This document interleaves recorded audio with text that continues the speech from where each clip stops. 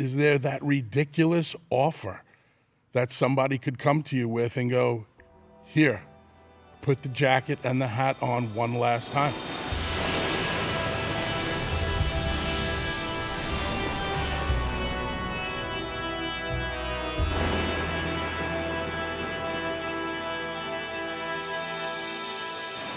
All right, you ready?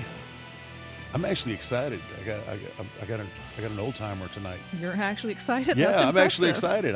I have Got a somebody little- that I can actually tell stories with. Oh. Can We you have- tell all the stories, though, with this guest? Yeah, I think most of them. Okay. If I give Fair him, enough. I might have to give him an iggy or two to quit talking. But we got tag team wrestling royalty. Royalty. 10-time champions, 10-time. 8-time ECW champion, 8-time. an Dang. 8-time Dang. hardcore champion, and class of 2018 Hall of Famer, the one and only Bubba Ray Dudley. Yeah. Hell of an introduction. Yeah, right? Hell of an introduction. Like- I'm actually excited about this one. Wow.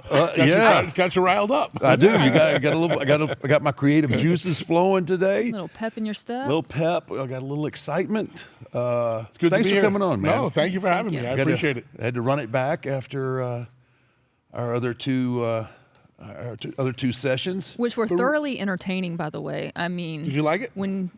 Anytime like you get the giggles or both of y'all get the giggles, like it's gold. Well, the giggles were inspired by Jack Daniels. Yes, I know. I didn't want 1,000%. That was a little. I think people have got the memo now. Like, okay, you want a little bit of personality. We got to get him about half lip, and then it comes out, and then he'll start talking, and he won't watch what he says, and. People loved. I mean, we did 3 hours together, and I really appreciate you taking that time. But it's like the second or third most viewed interview on the Busted Open YouTube account. Nice. They love the fact that we just sat there and we told stories. Yeah, That's what the fans love. Yeah, and I love that that format and just getting in there and just telling stories. Not even necessarily like I don't really like to talk about what happens inside the ring. Mm-hmm. I like talking about stuff that happens in the locker rooms, the stuff that happens out in other places. I find that much more interesting and more intriguing, and the fact that you had the presence of mind to bring not one but 2 bottles, I think, the second time, right? We definitely killed 2 bottles within 2 shows. Yeah, we may have to do that. We may have to do that for this show. There's some time, but not everybody here drinks. But That's okay. I can drive. you can drive. I can You're drive. the DD, you're the designated yes. She is Yes. definitely the designated driver. Look, he knows. I've got a mouth on me. I know how to contain it. Do you now? I do sometimes. Huh? If I want to. But gosh knows. You've been brutal on season 2 of LFG. Brutal. That is harsh. Brutal? Soul crusher. Dang. Soul crusher. Oh, here we go. That's going to be We can't talk too much about it, but just But remember brutal. Soul Crusher. It will come into play as Y'all the are season. rude. From We're both rude. of y'all calling me brutal. Wow. Okay. Well, they expect it from us. We're grizzled old timers, Truth. right? Truth. Truth. Facts. Oh my goodness! I was saying when we started talking about LFG.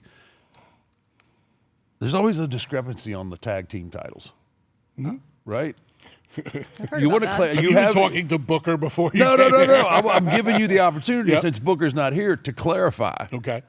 I mean, 18 times, right? 18 time Total? Total, right? 24. Ooh. Wait, 24. Yeah. Between ECW, WWE, WCW, All Japan, New Japan, NWA, TNA. Holy moly. Yeah. Well, excuse Dang. me for not having that all written down. Come on. I have it committed to memory. I can't. That's me. I can't remember my own titles, much less anybody else's. I guess I You should sure have remember researched. that LFG season 1 title because you don't shut up about it. Where is my belt? Oh, see? Belt. But 24. That's crazy. Where's the belt boy? belt boy? Belt boy. Wait, where's wait, my? no, where's no, the belt boy? no. Oh man, it's a lot of fun. LFG, you know, it's fun in the sense that I mean, there's pressure. It's not like the same pressure like back when we worked in that kind of dressing room and always having to go out and perform. But I think the camaraderie that all the coaches have, and you can tell there's like such a rich history between all of us and the stuff that we shared. And I think it comes out, it comes out in LFG because one, we don't have to go out and perform. We can just critique and try and guide these. But that's one of my favorite parts is setting up there with the judges, or not the judges, with the coaches, and the banter back and forth is just priceless. Do you know this is true? My neck has gotten better. You know why? It's the comical nonsense between you and Booker, and my neck's constantly going like this. So now it like literally moves better, and I give you all the credit. You mentioned the word camaraderie, and that seems to be the word that everybody comes up with, whether that was in season 1 with Mickey, season 2 with you, Michelle. Like, we all get along so well. When I remember season 1, seeing the names on paper, and I'm like, I know we all get along in our own way, but how are we going to get along all together? Yeah. You know, these are some very different names from 4 different corners of the wrestling business. And when I saw your name, I was like, really? He's going to do this? Because LFG, you know, it pulls the curtain back a little bit more than I thought you'd be comfortable with. Yep. No, by far. And as you know, I mean, you kind of get a sense of it early on. It's like I'm trying to feel my way through. Just, you know, I think even in the totality of our industry, I'm having to come to grips with it's a different era now. And I don't necessarily know that it's being done right. I think there's a lot to I think we give too much. I think we give too much up as far as the magic of what we do. But I think where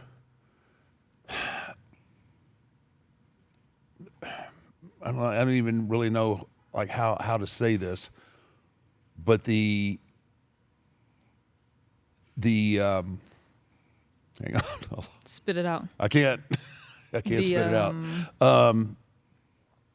I think what helps is the coaching aspect of it, right? When I started getting invested in these future greats, like I tend to forget, right? When you start coaching and those creative juices start to flow, like I sometimes forget, one, that I'm mic'd up. I would love to hear the tapes of just the sound of what I'm saying through the course of a day.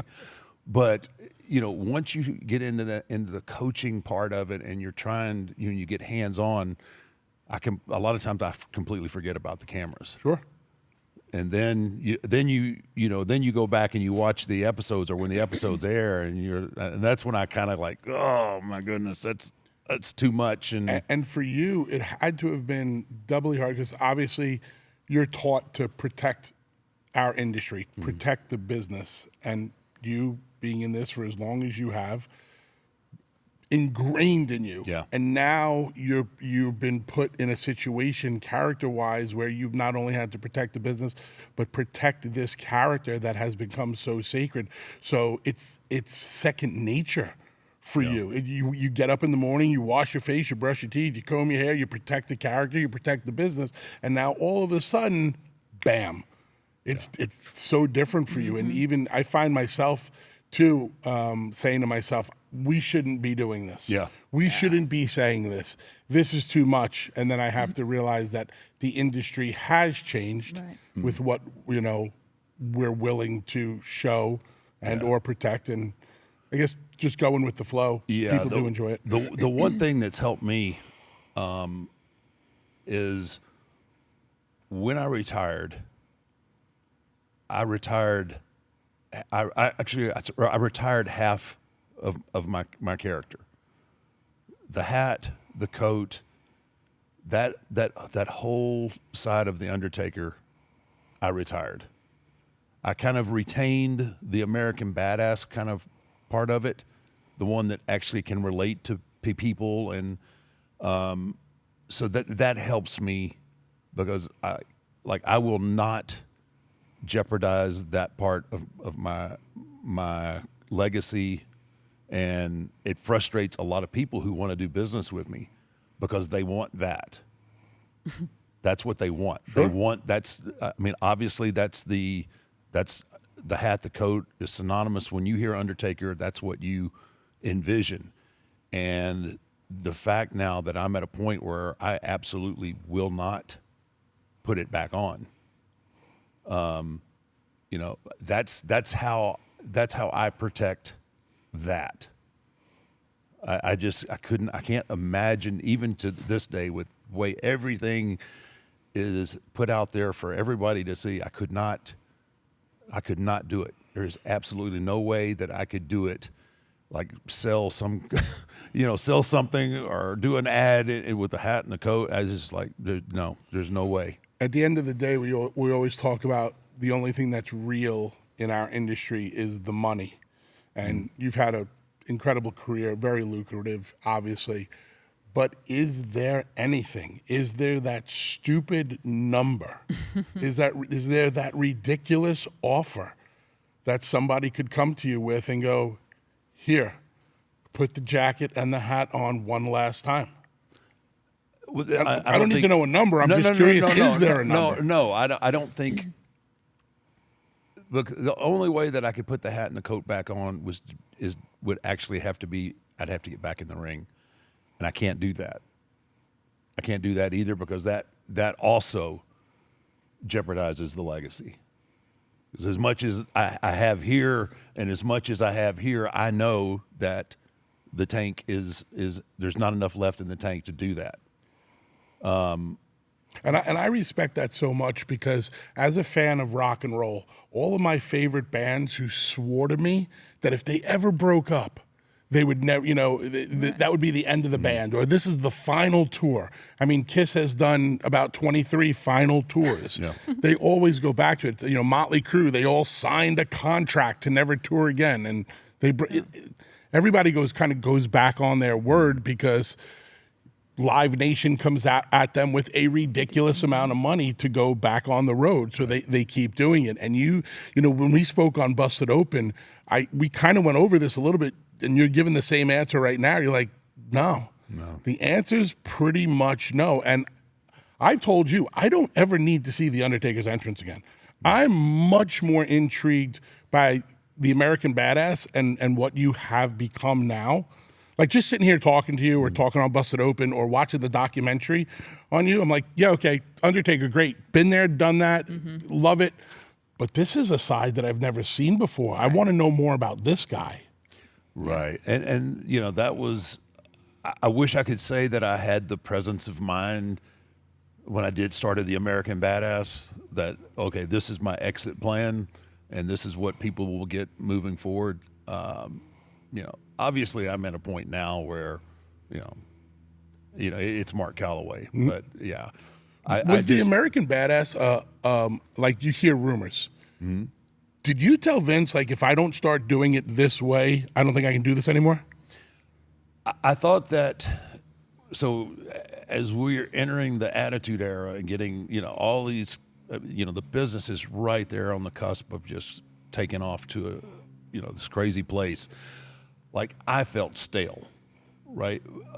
Because now I'm listening to Stone Cold cut these promos, and I'm listening to Rock cut these promos.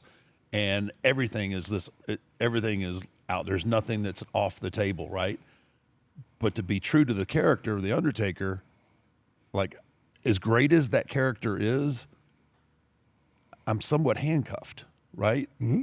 Like, there's only so much that I can, if Rock is in the ring mocking me, there's only one option for me to do. That's choke slam him, and that doesn't necessarily work for the segment, right? Right. So I felt like I just needed a break to refreshen myself and to just kind of take the shackles off a little bit and let the other side breathe in that era. I always knew that we'd get back to it.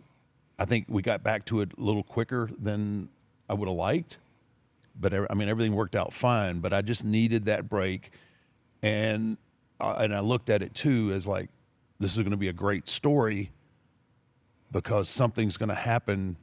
You know, something is going to have to happen pretty catastrophically to this character to bring the other character back. And that really reminds me of what Kiss did when they took off the makeup. Right. Kiss took off the yeah. makeup because they knew they needed a change. Right. We have to do something. But they also knew that they were going to take the makeup off just to put it back right back on on. Yeah. one day. And it worked like a charm. And it worked up until their very last night in Madison Square Garden when they just sold out, you know, around the world. And that's exactly how it worked out for you. And I always compare wrestling and rock and roll. I feel our two, you know, businesses run so parallel to one another. What are you doing? Well, I was looking at my phone, but then I started thinking, you know what terrifies me? What? Is literally, I swear my phone's listening to me. Everything I click on, whatever I search, whatever I stream, I know my data's being tracked. It legit scares me. Have you heard of Surfshark VPN? I have not. So I use Surfshark VPN. It encrypts my traffic, hides my IP address. That way you can scroll, you can go through your socials, you can stream in peace, even with public Wi-Fi. I even use Surfshark VPN when I travel. Right? You can just change your virtual location, and it's like you're watching sports and shows from around the world, but literally you're on your couch, right? Exactly. No Like one knows that. where you're at. I like that even better. And one of the best parts Yeah. is it only takes one account. You can run your phone, your laptop, all your tablets, everything. One account, not a bunch of subscriptions. Just click and go. And if you're serious about digital security, you can check out Surfshark Alert, and it'll notify you every single time your personal data has been leaked online. I'm telling you, Surfshark VPN, that's the way to go. Go to surfshark.com/6feet or use code 6feet at checkout to get 4 extra months of Surfshark VPN. You're a big music guy, right? As Yeah. far as I've always compared what we do to rock and roll as far as, you know, the importance of the show and the Right. roller coaster ride and even putting matches together. I had the benefit of interviewing Gene Simmons, you know, really? yeah, in studio at Busted Open. And I learned a lot from watching Kiss perform and how they would put a set list together and the, you know, and the flow of the show. And I always said, me and Devon went out there every single night with the intent to steal the show. I don't care if you were in the ring, Steve, Rock, you guys drew the house, but when they went home, they were going to be talking about us first. And when you went home, you talked about Kiss like, wow, what a show I saw. And that was our mentality. And Kiss would start off with Detroit Rock City and do Shout It Out Loud, and they would bring it home at Rock and Roll All Night. And for me and Devon, it was all about, you know, the What's Up, the Get the Tables, and the 3D. Those were our hits. Those were the things that we were going to play every night so that when you went home, you bought a ticket to see The Undertaker, but holy shit, the Dudleys blew my doors off. Yeah. right. That was the mentality. You have to have that mentality. I mean, if you don't have that mentality, you're wasting you're wasting your time in this business because you're going to get left behind. Yeah, I love that, and that's something that you can't teach, and it's one of the hardest things I think for this era now is to have that type of mentality. You got to go for the jugular. Yeah, I think a lot of times, you know, there's a lot of talent all the way up and down the brands that get complacent, and when you get complacent, you stop growing, and you get. And I mean, I talk about it all the time about never being content, right? Yeah, Stone Cold and Rock may have been on the top of the page, but you can't be content. You know, if you don't go out to want to steal the show, well, there ain't no sense even going out there. And here's something interesting that revolves around the word content. As Christians, right? I believe there is a verse in the Bible that speaks about being content, like be happy circumstances. being content. Yeah. Which I totally get it, but I never wanted to be content in wrestling. So I get the twofold message from it. Yeah. I mean, there's in the sense that you want to be within your industry. If you don't strive, whatever it is, I don't care if you put computers together or you build automobile, whatever it is. If you don't strive to be the best at it, Yeah, I don't get that just- too. We constantly tell our daughter that, like, I don't care what you're doing. I don't care if you're scooping dog poop outside. Like, I want you to like give that it would your ever all. happen. Well, yeah, yeah. Anyway, My but yeah, grand- I my don't gran- get it. Like, yeah, I don't My get grandfather it. taught me at a very young age, if you're going to be a street sweeper, be the best street sweeper sweeper you can there is. be. And that's why I have such a respect for like the Japanese culture Yep. and wrestling in Japan. Like they take pride in no matter what they do. Yeah. Mm-hmm. And that goes a long way. And I don't think we have enough of that here, or maybe even in our business today. It's this whole I think generation. yeah. If you're going to be an enhancement talent, be the best one you can freaking be. enhancement talent you can Yeah. be. Yep. Because the boys will appreciate you for Yeah. it. Yeah, I agree with that. As proud as I am of how our industry has evolved and how much more mainstream it is, and like just being down here at the performance center and the facilities and all the opportunities, it sometimes to me is a little disheartening at the complacency of some of the people that are here. I don't think they realize what they have sometimes. Like, even just the fact I told It's their some- norm, right? It's their normal. Correct. It's their normal. And I'm like, this locker room y'all have, I don't think I saw in 13 years on the road a locker room this nice. Or, just the accessibility to the gym and all these things. It's like, it is their normal. And it's come out a few times, I think, in the course of seasons 1 and season 2 with LFG, where I guess we're crusty old timers, but where we kind of go off because they're in the ring. They're trying to sell themselves to us to show us what they have, and they're in there laughing and cutting up, and it's just like they don't. I couldn't imagine. When we think about the term pay your dues, it's almost impossible to equate paying your dues the way we know it to what they have down here. No, Yeah. no way. Yeah. Yeah. There's no struggle here. I That's- guess there's struggle in a different way. It's a of trying different to way. navigate Yeah. the waters, but not like the same struggles I think any of us went through. That's exactly it. The struggle. Yeah. Yeah. And you start talking to people. They're just old timers, and they get this and they get that. But there's a certain it correlates and translates into our mindset in the ring too, because we had struggle that we had to overcome to do this. Yeah. Right? I know for me, I've talked about sleeping in my car and not wondering, if I was going to eat or not on a particular day. But those feelings later on, once I did, get here, like there were times where I drew on those feelings to put me in the right mindset to do certain things. So not only did the struggle to get booked and to become part of this industry, but then those experiences, like, man, I remember what it feels like. I remember what it feels like being hungry and being hurt and not having any way to take care of myself. Right? All of that come back full scale, and it put a certain amount of grit in me that helped me overcome. Once I started getting booked, it gave me the ability to deal with the old timers of my generation, of how to deal with them in a sense of because it was a lot different. There wasn't I'm sure it was the same with you. There wasn't a lot of old timers that wanted to help you back in the day. I actually benefited from a short period of time where the old timers did want to help us because I broke it in the Northeast in the early 90s with a company called IWCCW, and the Tony Atlases of the world, and the Greg Valentines of the world, and the Tito Santanas of the world.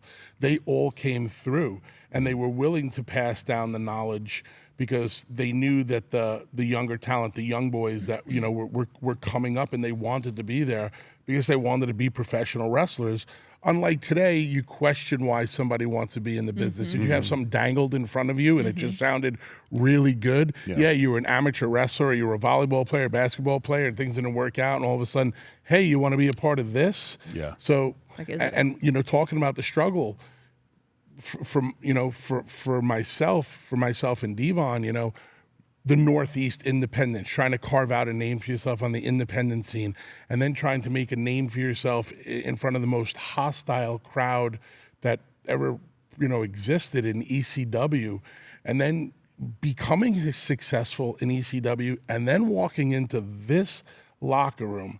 You're walking into a company where tag teams traditionally did not get put in a main event slot unless you were two singles guys Right. coming Put together, together. Plus, we weren't invented here. We weren't made here. We weren't created in, you know, we didn't get the phone call going, hello, is this the Dudleys? Right. You know, we didn't Right. get that. So we were coming into, you know, more hostile territory and Yeah. struggling to carve out our, you know, our spot here. And struggling, you know, for me, and we've had this conversation, struggling to learn how to talk to my fellow wrestlers because Paul Heyman let us talk however we wanted to. Right.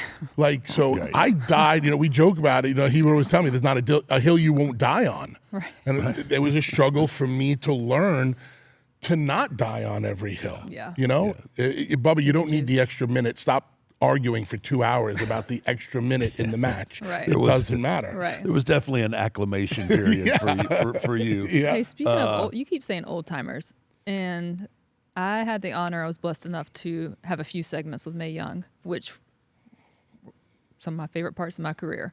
I mean, backstage, you know, she's always ribbing, always had fun with her. In the ring, honestly, thought she might kill me. Like, she was so freaking feisty. She had some choice words for Layla and myself. Called us a few names that I won't repeat, but it's my favorite part of my career. How old was she when y'all put her through a table? And like, what was like? Did you have any concern? Like, did you worry? I don't remember having any worry because May was Freaking a tough. grizzled veteran. I've always said Mae Young is the toughest man I've ever met in my life. Yes. May's tougher than any literally is. and May is one of the boys, but she is tougher than any man I've ever met in this Yep. business because of her willingness to do anything and everything. And I tried to protect that woman at all costs, and she would not let me protect her because she wanted to take everything as realistic as possible. And the first night, I don't know if you've ever heard the story, but the first night I ever body slammed, the very first physical thing I ever did to May was just body slam her. Right. And I put her down very nicely. And after the segment was over, she made a beeline for me in the back and she grabbed me by the wrist. Like Lou Thez would grab you by the wrist. And she said, hey, hotshot, Oh, if you're going to slam me, you slam me like one of the boys. she said yes, ma'am. That was it. Duly noted. That was it. And That's she great. was more than willing to do anything. And after we put her through a table in the ring, and then after we put her through the table off the stage, I was standing right next to her when she went to Vince McMahon and she said, I want the kid to do me off the top of the cage. Wow. And she was serious. I believe it. She was serious, and Vince just laughed. Oh, okay, May, you know. But she wanted to keep taking it to the next level, and I will always credit May. You know, on social media, on May's birthday and on May, and the day May passed away, I always try to, you know, show the reverence and the respect because we all need somebody to get us over in this Right. business. You can't do it alone. And Mae Young put the Dudleys on the map in the WWE. I don't know if there's any one person who helped us as much as she did by giving us her body. Yeah, That is man, amazing. that was that's incredible. She I about just- gave her body one night to JBL in the ring by taking off her bathing suit, and she Oh, was ribbing me and Tori the whole time. Like, we had a swimsuit competition, and May was out there dancing. She got one strap down, and Tori and I were like, remember May, this. May. She's pushing us off, fighting us off, like literally, you know, manhandling us. Gets the other strap down. She's like, no, I'm gonna give JBL a show. We're like, die. I'm like, I'm not I tough. remember I that. can't. There's a lot of things that I don't remember, but that You I remember do. I that? do remember that, and it was like it's kind of like a really bad car accident. You had to Like watch. you don't want to look at it, but you can't help but not look, right? And it was just like, oh, how far is she going? Oh. I'm not going to pull back the curtain too much, but there is something called wrestler's court. Yep, there is. One time in wrestler's court, Oh boy. the subject of Viagra came up, and Mae Young stood up, and she goes, "I don't know what you're all complaining about. I love that Niagara." Niagara. Oh, gosh. I've never my heard goodness. that. Niagara. Oh, my Oh, goodness. she's the best. Oh, that's hilarious. Yeah. That was Teddy, right? That was Teddy went on. We're not going to tell the Yeah, whole no, I won't tell all of it, but he may or may not have been Yes. brought up on charges Yes. of selling Oh, yeah. free samples of Yeah. Niagara Niagara. to the boys. Oh my goodness. Oh. Yeah. I think if people really knew some of the lunacy that happened backstage and in the locker room, it Or would like just, on the road. You know, I mean, I've heard your stories. Like, is there a story that you think only the Dudley boys could survive on the road? Like any crazy? Me and Devon have been through a lot Well, I of figured. amazing adventures together. And one of my favorite stories was working in New Orleans one night. And we had just finished Monday Night Raw, and we get back to the hotel, and there's about 3 or 4 cop cars in front of the hotel. And Devon's driving, and he just looks at me and he goes, "I swear it wasn't me. I didn't do it." But because Devon was notorious for getting us in a little trouble every Gotcha. now and Okay. then with his extracurricular activities. Anyway, he's like, "I swear it wasn't me, it was me." We get to the hotel, we get out of the car, and all the cops are like, "Bubba Devon, we heard you were staying here. We just wanted to come say hello." I'm like, "Okay, cool, this is great. Hey guys, how are you?" They're like, "Can we please take some pictures and autographs?" And Devon's like, "Yeah, sure. I said, "Wait." I said, "You guys want pictures and autographs?" Yeah. All of you? Yeah. I go, "We want a police escort down to Bourbon Street tonight." Oh. And they like, "Oh." And they all huddled up and they all get together and they're like, "Okay, fine. But, can we take pictures?" I'm like, "Yep, no problem. I go, "One last thing. Oh. I want to drive."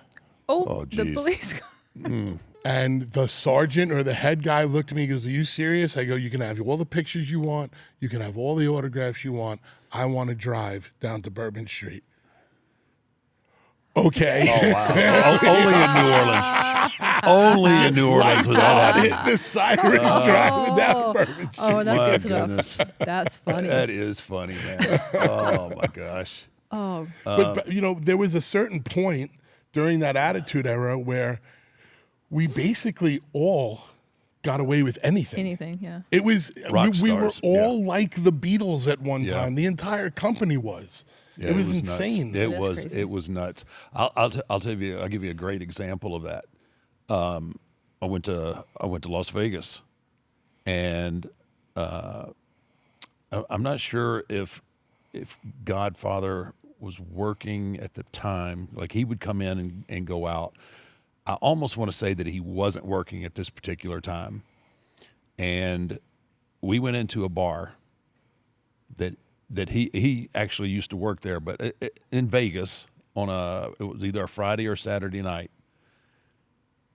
We go in the bar. There's just the two of us, and the place is just packed. It is wall to wall people, and in the middle of the bar, there's like a big round table. The tables like they all use, but the round version of it, sure. the big one, probably set 12 people.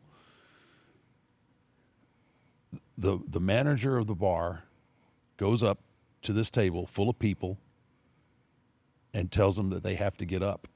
Now there's drinks all over the table, and they're obviously spending money and having a good time. He makes them get up, and I'm kind of like, dude, you don't need to, Right. And he goes, no, you guys are guests of the club. Oh, jeez. And I'm like, yeah, okay. And Bear's like, hey, it's Vegas. This is how it rolls, right? So we sat down, just the two of us, at this table for 12, And then they come by and they put a big bottle of Jack Daniels right in the middle of it. So you guys have a good time. Yep. And we go, now this is where it gets really, so we were there, you know, maybe an hour and a half. We decided we want to go somewhere else. Tell the waitress, hey, we're going to, you know, thank you all for your hospitality. We're going to probably come back, but we're going to go somewhere else. So we did. We went to another place, probably gone again another hour, maybe 2 hours. It's Vegas. It doesn't close. We come back. We walk in the bar. The table's still empty, and the bottle of Jack is sitting on the table. Amazing. I just stopped. I was like, dude, and like Bear's like, yeah, it's Vegas, man. It was just, But you guys were just so over. it was at the just time, nuts. too. Yeah, the Attitude Era is the closest I think I would ever to know what it would be like to be the Beatles or the Rolling Stones or. And you're telling that story, and a story just came rushing back that I have never told about, you know, like kind of being like the Beatles. I was living in Orlando at the time, and I have to fly to connect in Atlanta to get to wherever. And I remember that we were delayed out of Orlando, and I knew I was not going to make my connection, and we all had a guy at Delta at the time who had a guy at Delta, United, whatever. So I called my bigwig friend at Delta and I said, hey buddy, I'm not going to make my connection in Atlanta. Can you please reschedule me on the next flight out? Shut my phone off. And that was it. I figured when I get to Atlanta, he'll leave me a message or whatever. Right. The minute we land in Atlanta, there's only about 10 minutes before my next flight takes off. And I pick up my phone, and I got a message from my friend, and he goes, hey, Bubba, listen, no worries. I don't have to put you on the next flight because I just moved the gate for your connection plane. So you're landing at A10. You're taking off out of A11. Yeah, I just moved the planes for you. Okay, that's a whole different status. That's Like another- that's that's a good- like that's like I was like, what? I had to replay the message. And then I called him, and I said, You ribbing me? buddy, I'm like, you moved the gates? You moved the... He's like, yeah, you're going to make your connection. Dang. I was like, wow. That's That's just- That's crazy. right there is what regional titles will do for you. Right? But when you pay your dues the way we talk about paying our dues, and you have moments like that, Yeah. it's like, wow. Whoa. Holy shit. If Yeah. you're just handed everything from the beginning, you'll never appreciate You'll never you'll appreciate never that. appreciate the bottle of Jack Daniels there 3 That was hours lovely. later. Yeah. No, absolutely. Yeah. There's a certain appreciation for those kind of things when you do pay your dues and you Yep. come up the right way and put But the dang. work in. Man. Are you ready to hold WWE history in the palm of your hand? Topps is bringing you closer to the action than ever before with WWE Topps Now. Highlighting the biggest matches and milestones from WWE shows and PLEs throughout the year. Topps Now is enhancing the fan experience by connecting collectors to superstars and spectacles that ignite their passion. Featuring stunning event-exclusive photography, each card is made for the moment. And for some lucky collectors, the moment could be the pull of a lifetime. Along with serial numbered parallels, some Topps Now releases offer a chance at rare short prints, superstar autographs, and even pieces of the mat, gear, or other items used during the featured match. So which moments will you collect? With each card only available for a limited time, you won't want to wait to begin your Topps Now journey. Be sure to subscribe to WWE Topps Now mailing list on Topps.com and follow Topps on all social media platforms so you never miss a single moment. Another thing that I really want to hit on with you, this is like, and I can't believe I've waited this long, man, but huge news with the with Busted Open, man. Yeah. Holy, how That's cool. exciting is that? I mean, I'm gonna let you kind of talk about it, but y'all have gone from being a show to having your own station, Yeah. on Sirius Radio. Yep. How crazy is that, and how special is that, man? Well, thank you, first of all. It's amazing.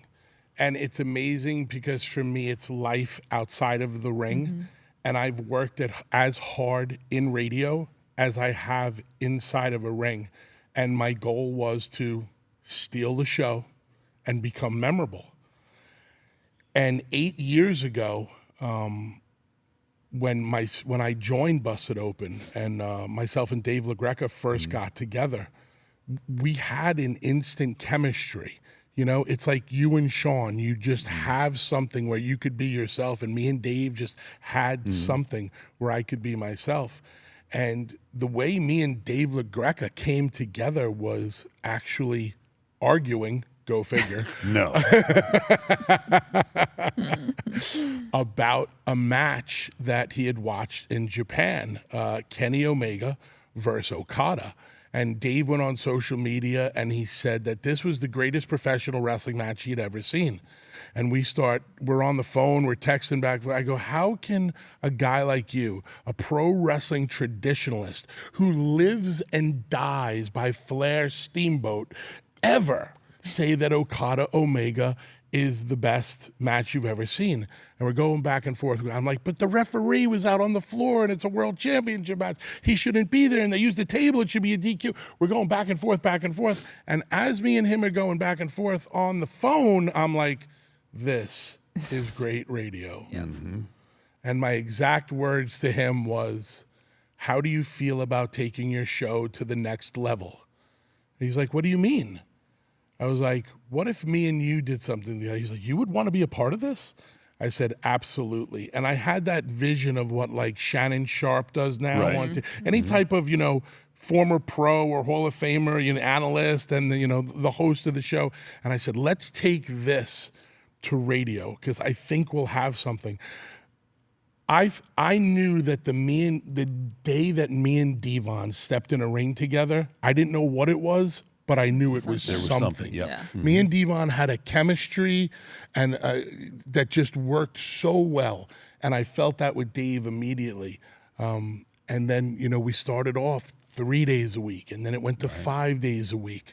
And then we went 7 days a week. And the goal was Busted Open 24/7. We had the same vision for a radio station that Vince McMahon had for the WWE network. Right. He knew that wrestling fans were always jonesing and clamoring for wrestling content. They don't care when, they just want it whenever they want it. And that's how it is with the Busted Open fan base, the Busted Open Nation, who has been so loyal. I mean, we have fans that tell me the big thing is when I first got into radio, the big wigs try to tell me they only listen for 7 or 8 minutes a day. And I'm like, no, they don't. They listen to the whole show. And they're like, you're new, you don't get it. I was like, you don't get it. I go, you're not in the radio business anymore. You're in the wrestling business. Right. That's on radio. I go, wrestling fans will stick and stay for the entire show. It's kind of like the Howard Stern mentality. They want to hear what you're going to say next. Yeah. Yep. And it became where people would be like, I listened for all 3 hours. And then people were like, well, I listened for 6 hours. And I'd be like, how do you listen for 6 hours? Yeah. Like, oh, we They listened to love the it. Listen to the replay. They love it, replay. yeah. See I'm what like, you missed. listen to the same show for another 3 hours? They're like, yeah, absolutely. That's how loyal the fan fans are. base is. So now the entire, it used to be pro wrestling, MMA, and boxing. Right. Now it's just Busted Open, Pro Wrestling Nation, 24/7. I love that. That That's is cool. amazing. And I think it's a testament because the authenticity of the conversations, the arguments, it's so refreshing. It really is, because you have Dave's perspective as I would super fan. I don't think that's a Without a doubt. right. A Yep. super fan. That's not a that's not a knock. Obviously, you've performed at the highest levels. I mean, just to get all of these different perspectives, and my gosh, the roster now. You got Dreamer and Mark. Nick, and Natty. yeah. It's a nice mix of everybody, and you get all these different, perspectives on everything. And wrestling fans love to argue with one another. Oh Do you yeah. think? So now they hear us arguing and they love to take sides. They get into it. They're passionate about it. And that's what really has, grown the station. Once again, I'll go back to rock and roll.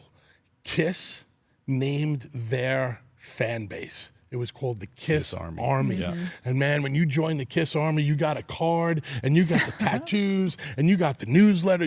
I'm getting goosebumps thinking about it because as a kid, I was a part of the Kiss Army. Right. I was a part of something. I was a part of a revolution. I was special. Yeah. I paid for my ID card.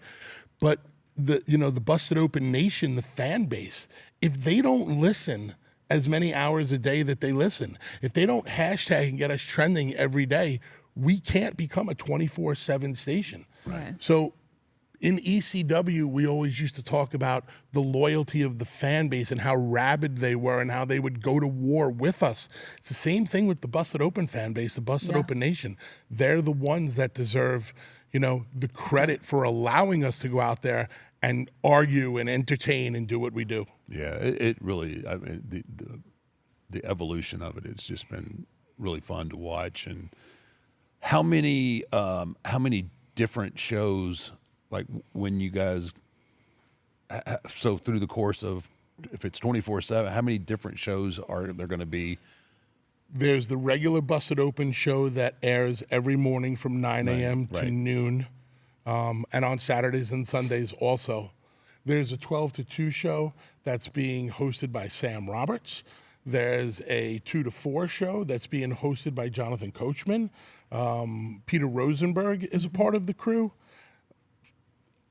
Nick Nemeth, Matt Cardona, Wow. Natty Neidhart. Yeah. Natty's with us I on the love show that. now. Yeah. So there's along with obviously Dave, the creator of the show, the number one co-host in pro wrestling, Bubba Ray Dudley. Who was that? Oh, that was you. Yeah, that was That's me. him. Okay. This guy. Sorry. This And guy. Mark Henry and Tommy Dreamer. Also runs, right? Yeah. Also co-starring. That's really good roster exciting, there. man. And I know the work, y'all put in so much work and have taken the steps to grow this thing. I remember, I don't know if it was, I think it was probably sitting up in the coaches' chairs up here. We talked about, like, I remember asking you, like, how much pro wrestling do you consume through the course of a week? Like, because when I leave usually on Thursdays, when we leave LFG, like, dude, I am fried. He does. He's told me before, like, I just got to take a break because my mind keeps going. He's like, I can't talk about it anymore. I don't have to watch entire segments to get the gist of the business being done. Right. And I'm able to break it down. I don't have to watch transitional headlocks and leg bars and all that stuff. I can analyze a segment and then bring it onto the radio and talk about it. It is a lot to consume. My job is to watch pro wrestling at night and talk about it in the morning. Right. And then at night too, with Busted Open After Dark, I had an idea like two years ago. I said, what if we had, once again, rock and roll? I always remembered coming out of a concert. I went to go see Kiss. I went to go see Motley Crue. I went to go see AC/DC. And as soon as I would get in my car, I would turn on the local radio station because they were doing an after-concert, like party or listening event on the radio, kind of like tailgating. You're in the parking lot, you're celebrating with all the other Kiss Army fans, and all of a sudden you turn on the local station and they're playing, Detroit Rock City, and the party continues in the parking lot. Let's do the same thing with live pro wrestling. What if we do a show that comes on right after any of the live show goes off the air? So Raw goes off the air, boom, Busted Open After Dark. And the nighttime show is a lot different than the daytime show. And it's also allowed me to kind of branch out and give a side of me that people don't expect, because on the daytime show, I'm Bully Ray, I'm Bubba Ray. Right. It's the hard analyst. It's this is the way it's going to be, and blah, blah, blah. But at night, I'm Uncle Bully. Yeah. I'm that fun radio DJ that I grew up on, the kind of mix between, Paul Stanley and David Lee Roth, and, giving relationship advice and talking about pro wrestling and listening to rock and roll. That's great. Yeah. And it's fun. Well, I tell you, you're really good at it. Yeah, it's a gift, I do a lot. Obviously, I'm a fake podcaster right now, but I've been on quite a few, and I really enjoyed the time that I spent with you doing your show. I remember you saying that. You have a very interesting you know, obviously your knowledge of the business, but the way you present yourself and the way you ask questions, it makes it engaging. So I don't feel like that I'm just, you know, not just a regurgitating. Q&A. Yeah, It I'm is not just seamless. It's regurgitating seamless, everything that yeah. I've said on other shows. You have a very interesting perspective, and you know, dare I might say that this may be your biggest act yet. I mean, which is the current one, so I hope Yeah. it is. Yeah. You know what I mean? Absolutely. Like that's Life after the Undertaker, Yeah.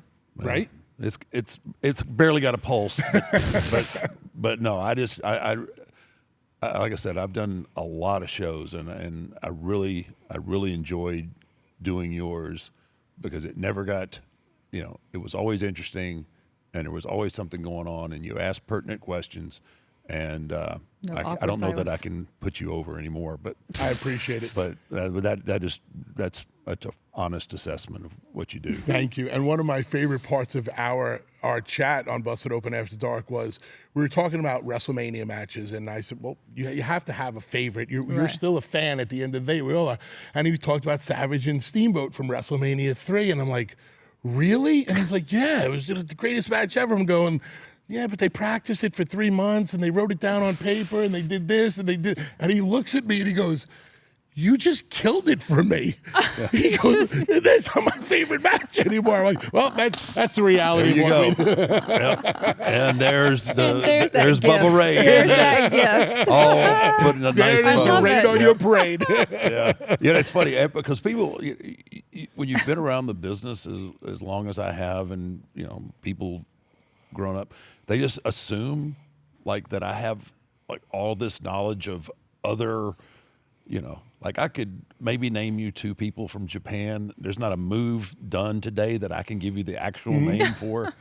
It's like that's why I call thingamajig. everything flippy doos, and Yep. it's just like I don't study it. I like when I was in the, you know, when I was in the grind, like I didn't, you know, I didn't watch other stuff. I watched what we were doing. I watched who was on top, what they were doing, and how I thought that I could get myself. So it's funny, like there's guys who'll be in the ring and they will say, yeah, then we'll do a Fujiwara back. And I'm like, Fujiwara? well, it was like a Fujiwara armbar, Yeah. but like I do know that. But I'm just like they'll start throwing stuff out, and I have to do this like. And then when there's a break in the conversation, I'll have to go, hey, what was that? Like, tell me, look that up real quick. No, I think it's a back moonsault to the. And I'm like, oh yeah, that's what I thought. Yeah, I've got no clue, right? I always call things a gimmick bomb. A Gimmick bomb. Gimmick That's a bomb. good one. I have no yeah. idea what it is. It's a I gimmick think bomb. Flippy Doo is my That's your go-to for my sure. go-to is Flippy Doos. Yeah. And check this out. Like, so here, going back to that WrestleMania 3 match, and to put it into real perspective, and we talked about this a little bit, and for anybody else who hasn't heard it, I encourage them to really think about this. What was voted the #1 match in WrestleMania history? You and Sean. Mm-hmm. You and Sean. I don't remember if it was 25, Which one? 26. It's Yeah. 25. Okay. Yeah, there See it how is. I threw There it it out is. there? I Just don't know to see if he knew 25. it. I mean, that one I do know. Like that one. Was it really? It was I don't. number I don't one? put my I don't 25. put my shit over. I But don't you put just did. But I will. That one. That's the Right. that is the exception that I will. So the #1 match in WrestleMania history was Taker and Shawn, and I think Savage Steamboat was voted maybe like 3 or 4 or whatever. And you know, the story behind Savage Steamboat is how much time and effort they put into it. And how much time and effort did you and Sean put into it compared to WrestleMania 3, which considered the greatest match of all time, one of the greatest matches of all time? How much effort, pre-match effort, did you and Sean put into it? Almost Yeah. none. Yeah. And you were #1. That's crazy. That's the beauty for Yeah. me. Yeah. That's what should be in this art form that we do. That's #1 I to me. agree. If you and Sean talked about it for 3 months, you'd probably want to kill each other first of all. Yeah, for sure. Yeah, absolutely. Yeah. Well, thank you for that. Yeah, absolutely. No, that is. If you're going to get me talking about myself, that's the one. That's the word. That's the way to go. Yeah. And I told you a couple weeks ago, you got so caught up in your career that you really don't know what's going on the outside. Yeah. I was so caught up in 97, 98 in ECW that we really didn't know what was going on the outside. Yeah. And because we were part of this thing, this special thing that was going on. We were the Ramones, we were the Sex Pistols, we were stirring people up and causing things to happen Right. in wrestling that trickled all the way up here.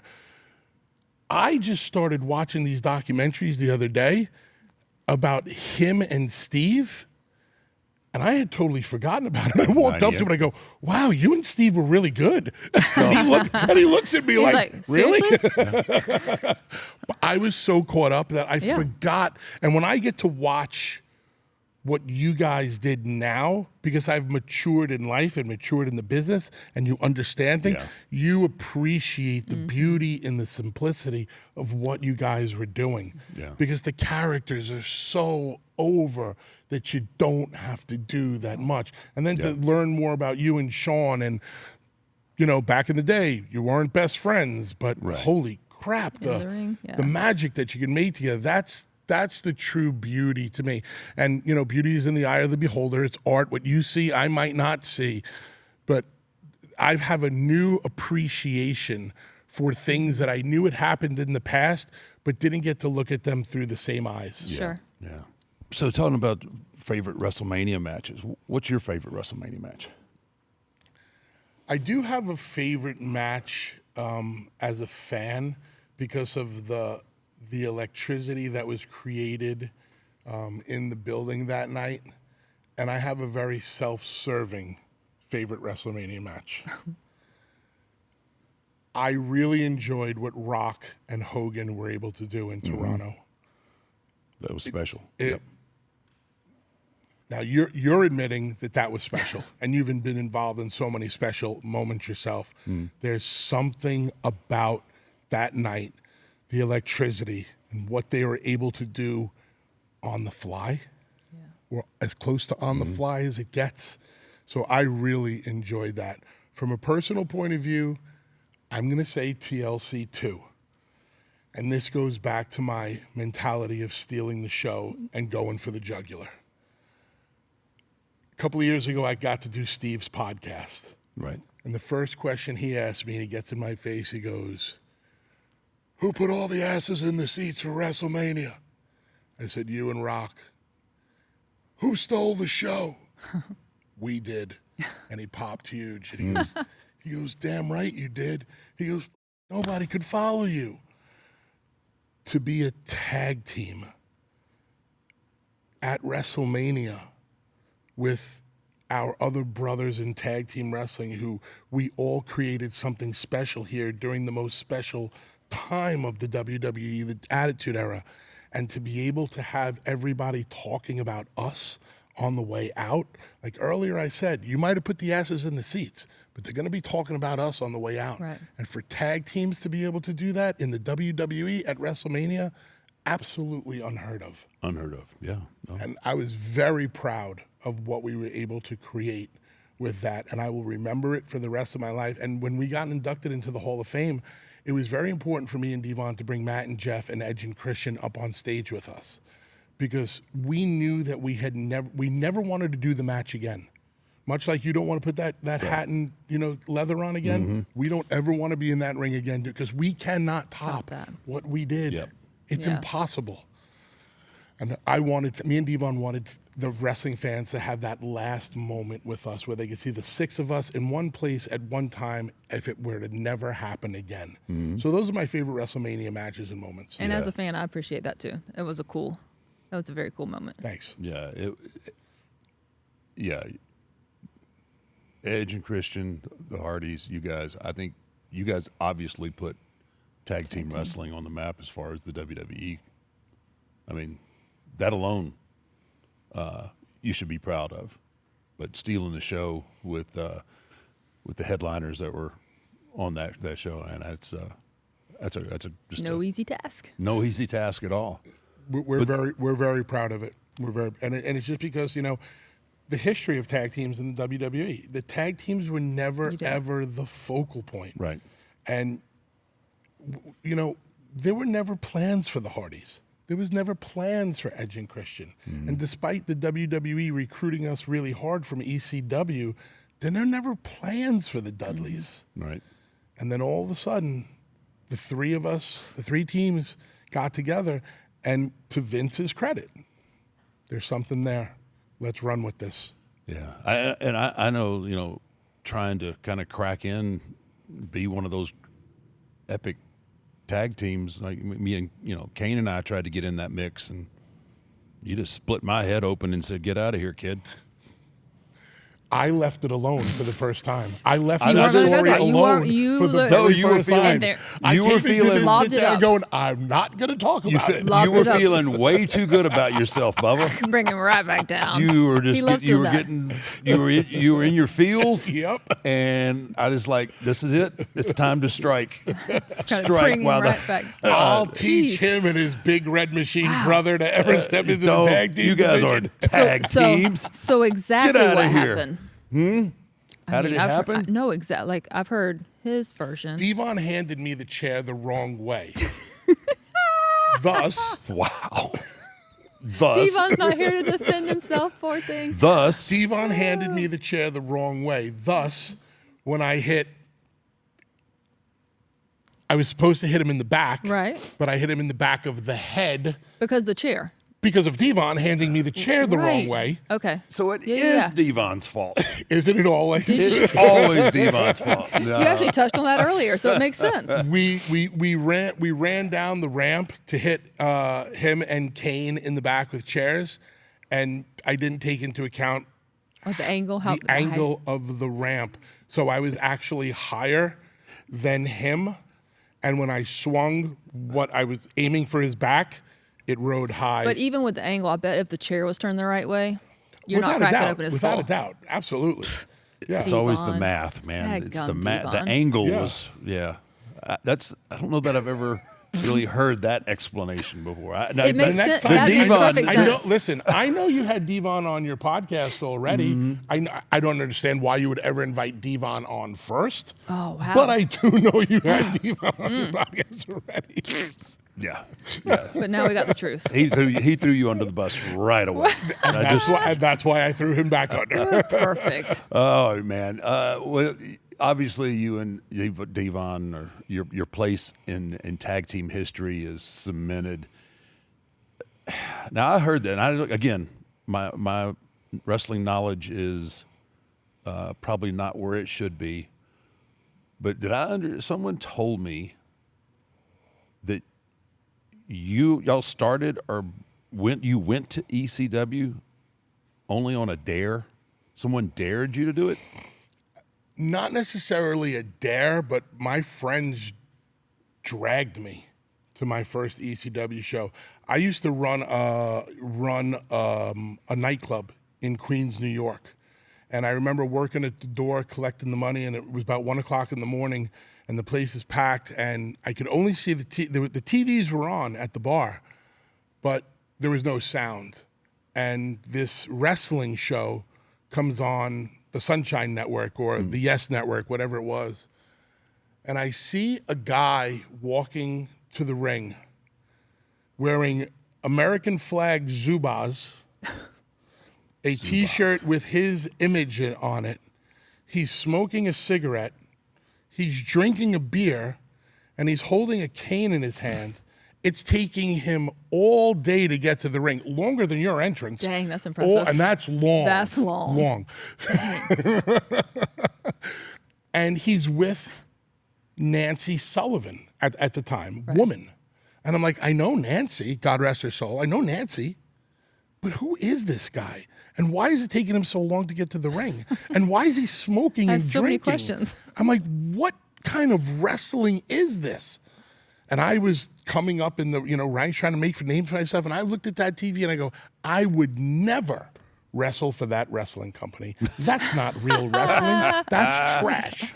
Yeah, that's how it works, man. And I had set a goal for myself. I said, if I don't make it in 5 years, I'm going to give this up. I'm going into the family business. I gave it my best shot. It didn't work out. And on September 23rd, 1995, a bunch of friends of mine that I was coming up in the ranks with on the Northeast Independent said, come on, let's drive to Middletown, New York. Bring your VHS tape. Bring your 8x10s. You never know what could happen. And they basically dragged me in the car. And I get to the show, and I see Tommy Dreamer in the parking lot, and I'm like, hey man, you think you can get me on the show tonight? Give me a look. He goes, yeah, I'll see what I can do. And this is a very long story that I will make short, but Tommy comes back to me and he says, you're going to get a shot tonight. Just no matter whatever they tell you to do it to the best of your ability and don't ask questions. Okay. Show starts. I'm in my gear. I'm looking at the lineup. My name's not there. Third match is in the ring. Nobody's told me a damn thing.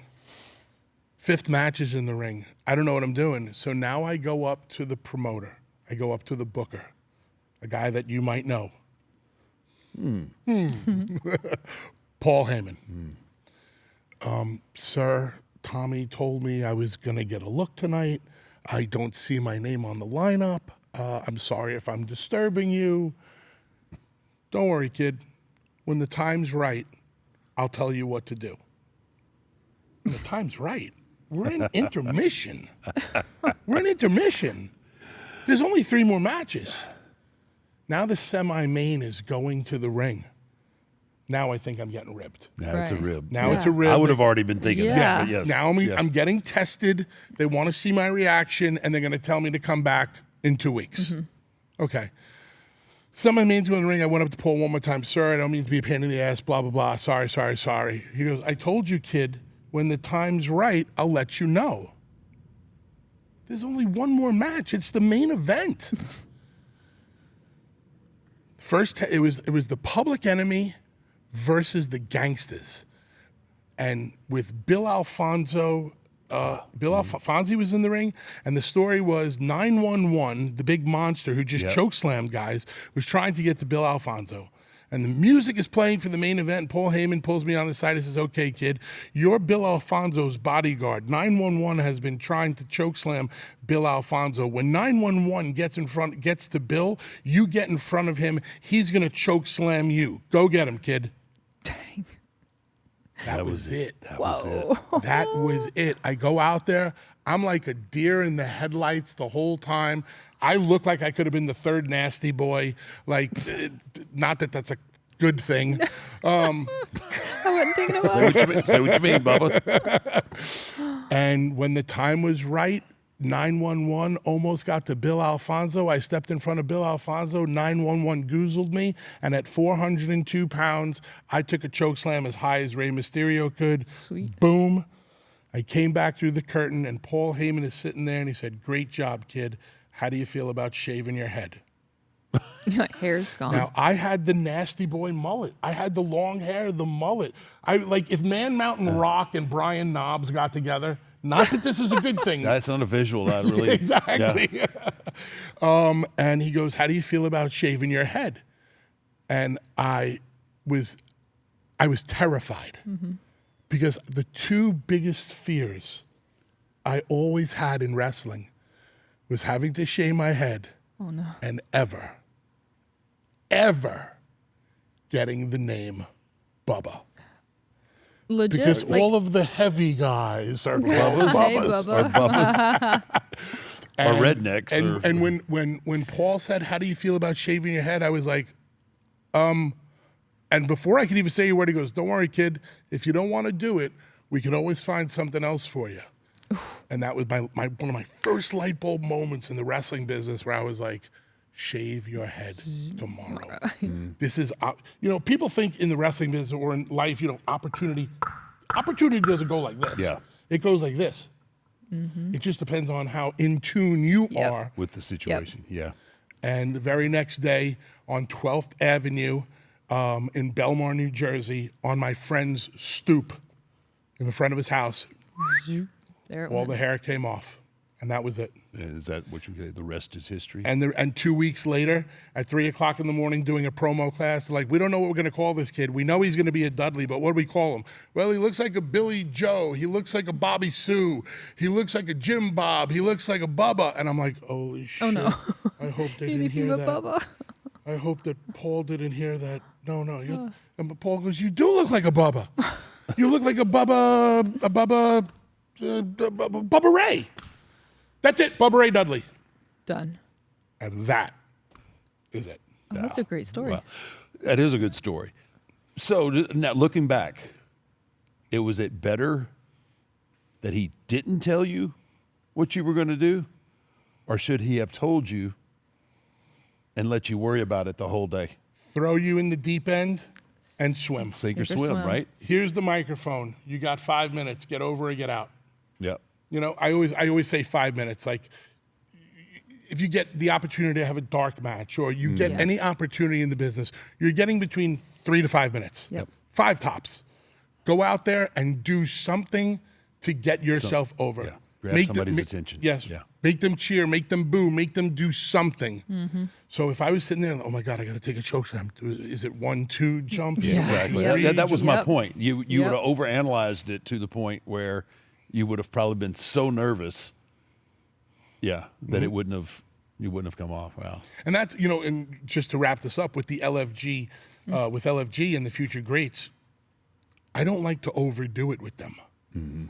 It's like, what story do you want to tell? How do you want to tell the story? And how can you tell this story through the physicality? Go figure it out.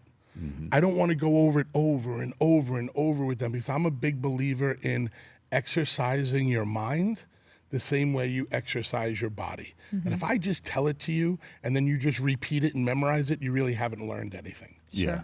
That's- I think that's one of the things. I'm a little more hands-on because I like to, because they don't understand yet. So I'm a little guilty of structuring sometimes. working. Well, but to that, I'm also having to explain. I have to explain why we do it that way, and then again, trying to get them. The biggest thing at this level is trying to get them to have any feel whatsoever, because that's what they all want to. They want to know the move, and they want to memorize the move, and then they just put the series of moves together. But trying to get them to feel the transitions and the little things that you do when no one's touching you, and the way that's the magic and the art, and that's that's the hardest. Obviously, that's the hardest part to really grasp. And in observing you, I don't even, like, you're doing things more the new school way than the old school way. Yeah. In what sense? By taking them step by step. Yeah. Oh yeah. Yeah. And it's what's working for you. You won season 1 for a reason. Shiloh did well, and Bailey did well, and Danny did well. Anybody that you're talking, it's working well. But sitting back and observing, I would never expect you to be as hands-on as opposed to go out and get over. Yeah. That's He's changed. That's I have changed, right? I'm so soft now. Softy, no But- That soft. was the big feedback on season 1. We didn't Oh my say it. God, Bubba, the show is so good. We love it. Undertaker's so nice. What happened? Yeah. I was like, I can't wait to tell him. Yeah, something happened, man. Something when that hat went up in the closet and the coat got hung up, man. It was just Game over. guard I down. can't wait till you're like 80 riding down on now it's a tricycle, one of the tricycles. Yeah, because I won't be able to hold it American up. badass. Or not even that. I mean, oh man! So, as you know, Fanatics is a big sponsor of the podcast, and so we, with Fanatics, have taken a new twist on Mount Rushmore. Okay. All right. It's not. I'm not going to put you on the spot with your Mount Rushmore wrestlers, but what I want is your Mount Rushmore of either sports jerseys. Doesn't matter what sport. Like what jersey sticks out in your mind in that sense of a Mount Rushmore, or you can use ring gear. Like your favorite ring gear. It can be your own or it could be someone else's, but your Mount Rushmore of sports jerseys or ring gear. Well, What you my got? ring gear is basically what Mick Foley used to throw away, and I used to recycle. I'll do sports jerseys because I've never done this before. And I actually, as you're saying it, here's the 4 that came to mind: Nice. New York Yankees, Dallas Cowboys, L.A. Lakers, New York Rangers. Boom. There you go, man. Love Bang. it. Straight to the point. All all classics. I mean, yeah. Those, and I'm not a huge basketball fan, and I'm not a huge hockey fan, but I remember the Lakers and the Celtics and the rivalry that they had, and I always really liked the Lakers jerseys. And there was always something about the Rangers jerseys that I liked. And being, a Yankees fan, I'm a fan of the pinstripes. Right. And like you, a very miserable, old, grizzled, disgruntled Dallas Cowboy fan.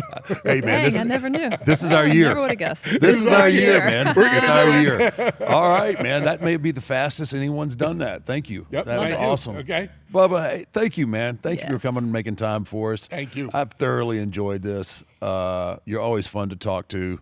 Love getting your insight and your perspective on things. And, hey, I hope and wish nothing but success for it's going to be called – The channel has been renamed Pro Wrestling Nation, Nation. Okay. with Busted Open being the flagship show. Perfect. Awesome, man. Yeah. So excited. Please tell Dave that. I will. Hopefully Yeah. he's going to watch this. He's the biggest Undertaker mark. He's like, just one more time, the hand cup. Just one more time. Just break the news to him. break the news to him. It's not going to happen, man. But again, thanks for coming on the Thank show. you. Thank you, both Bubba. very, very Thank much. you. Appreciate it. Come back and see us, buddy. Thank you. Thanks.